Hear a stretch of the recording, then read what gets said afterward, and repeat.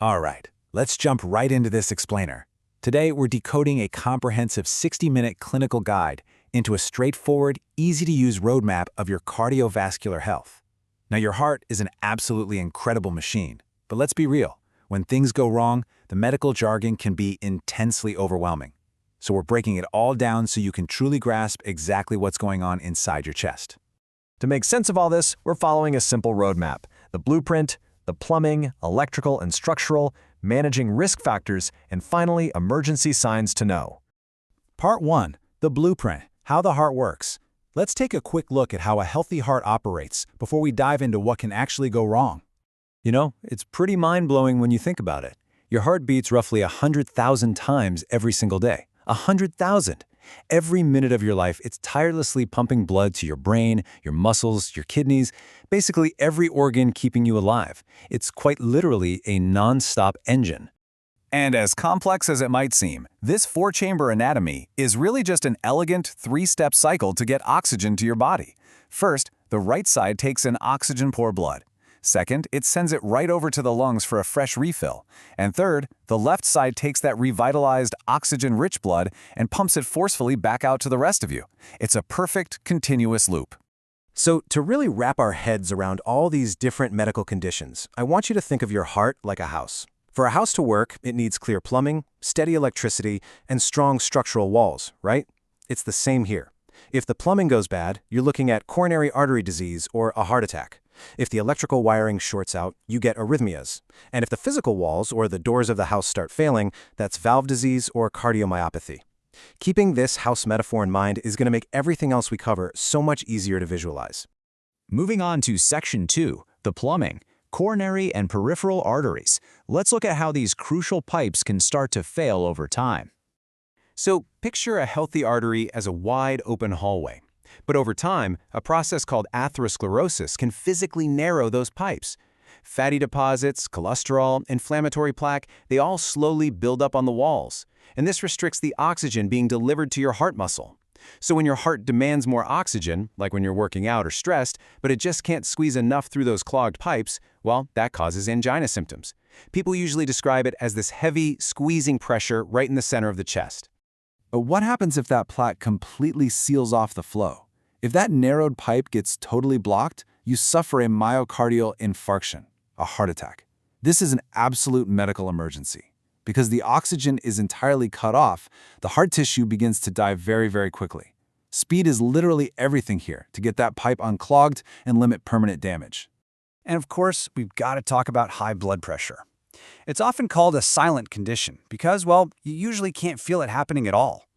But it acts as a constant, brutal strain on your plumbing. It's forcefully battering against your artery walls day in and day out.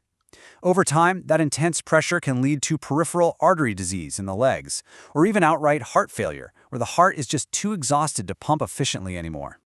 All right, Section 3, electrical and structural, arrhythmias, valves, and cardiomyopathy.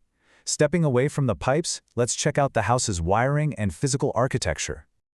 Your heart doesn't just beat at random. It's precisely controlled by electrical impulses. So when that wiring malfunctions, you get an arrhythmia, like atrial fibrillation or AFib. People say it feels like a racing, fluttering heartbeat. But the real danger isn't just the uncomfortable rhythm itself. It's that this disorganized, chaotic beating can actually cause blood to pool and clot, which severely increases your risk of having a stroke. Now, structurally, the house can have its own unique set of issues. Your heart has 4 valves that act exactly like doors to keep blood flowing in one direction. And those doors can either become narrowed, which is stenosis, or they can start leaking, which is regurgitation. Or the muscle walls themselves can thicken, enlarge, and weaken. We call that cardiomyopathy.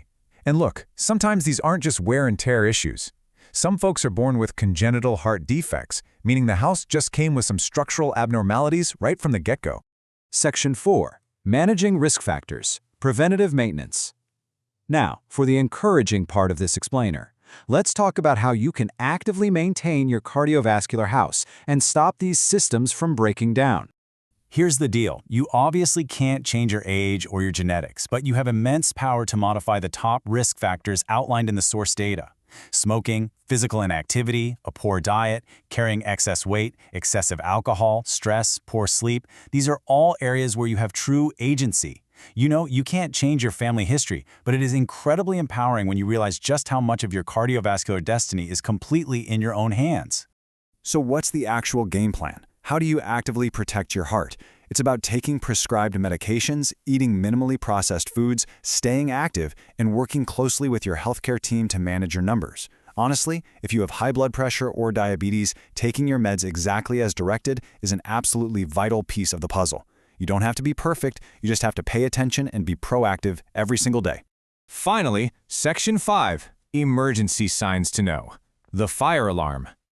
Okay, please pay close attention to this. If you or someone around you experiences new or severe chest pressure, shortness of breath accompanied by a cold sweat, fainting, or sudden weakness and numbness on one side, do not wait. Seriously, do not try to diagnose yourself on the internet, and whatever you do, don't drive yourself to the hospital. Call 911 immediately. Emergency medical professionals can begin life-saving treatments the second they arrive. Remember, when it comes to your heart, time equals muscle. I really want to leave you with this powerful final thought from our source material, because sometimes knowing the warning signs isn't just useful information, it can save a life. Your heart beats 100,000 times a day for you. It literally never takes a break. So the question is, are you doing everything you can to protect it? Take these lessons, manage those risks, and treat your cardiovascular house with the respect it truly deserves.